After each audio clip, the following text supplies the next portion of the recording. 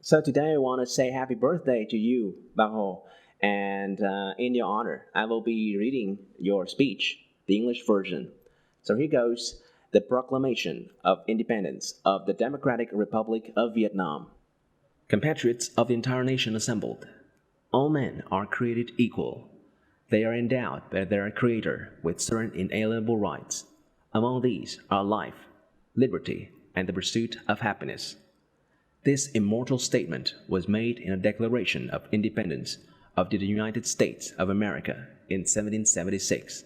In a broader sense, this means all the peoples on the earth are equal from birth.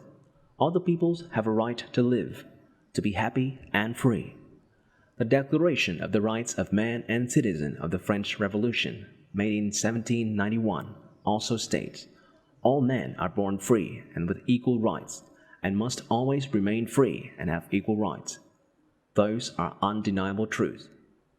Nevertheless, for more than 80 years, the French imperialists, in the name of liberty, equality, and fraternity, have violated our fatherland and oppressed our fellow citizens. They have acted contrary to the ideals of humanity and justice. In the field of politics, they have deprived our people of every democratic liberty.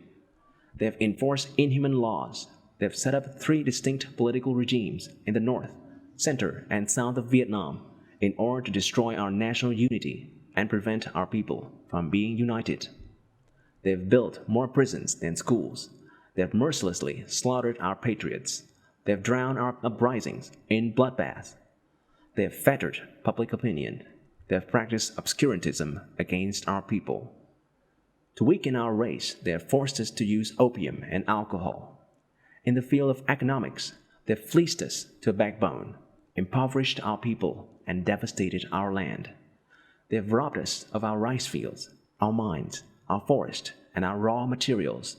They have monopolized the issuing of banknotes and the export trade. They have invented numerous unjustifiable taxes and reduced our people, especially our peasantry, to a state of extreme poverty. They have hampered the prospering of our national bourgeoisie. They have mercilessly exploited our workers. In the autumn of 1940, when the Japanese fascists violated Indochina's territory to establish new bases in their fight against the Allies, the French imperialists went down on their bended knees and handed over our country to them. Thus, from that date, our people was subjected to the double yoke of the French and the Japanese. Their sufferings and miseries increased. The result was that, from the end of last year to the beginning of this year, from Quang Tri province to northern Vietnam, more than 2 million of our fellow citizens died from starvation. On March 9, 1945, the French troops were disarmed by the Japanese.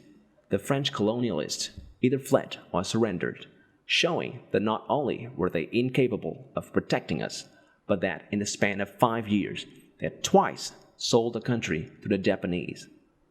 On several occasions before March 9, the Viet Minh League urged the French to ally themselves with it against the Japanese. Instead of agreeing to this proposal, the French colonialists so intensified their terrorist activities against the Viet Minh members that before fleeing, they massacred a great number of our political prisoners detained at Yên Bai and Cao Bang. Notwithstanding all this, our fellow citizens have always manifested towards the French a tolerant and humane attitude. Even after the Japanese push of March 1945, the Viet Minh League helped many Frenchmen to cross the frontier, rescued some of them from Japanese jails, and protected French lives and property. From the autumn of 1940, our country had in fact ceased to be a French colony, had become a Japanese possession. After the Japanese had surrendered to the Allies, our whole people rose to regain our national sovereignty and to found the Democratic Republic of Vietnam. The truth is that we have wrested our independence from the Japanese and not from the French. The French have fled, the Japanese have capitulated, Emperor Baodai has abdicated.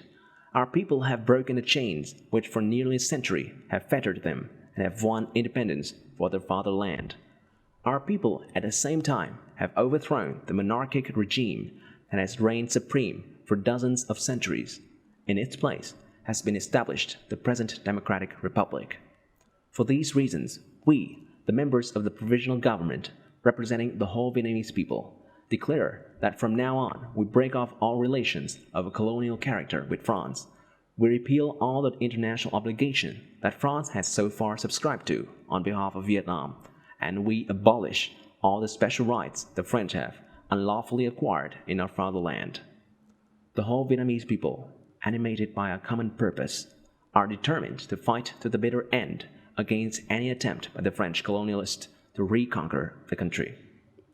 We are convinced that the Allied nations, which at Tehran and San Francisco have acknowledged the principles of self-determination and equality of nations, will not refuse to acknowledge the independence of Vietnam, a people who have courageously opposed French domination for more than 80 years, a people who have fought side by side with the Allies against the fascists during these last years. Such a people must be free and independent. For these reasons, we, the members of the Provisional Government of the Democratic Republic of Vietnam, solemnly declare to the world that Vietnam has the right to be a free and independent country, and in fact, it is so already. And thus, the entire Vietnamese people are determined to mobilize all their physical and mental strength to sacrifice their lives and property in order to safeguard the independence and liberty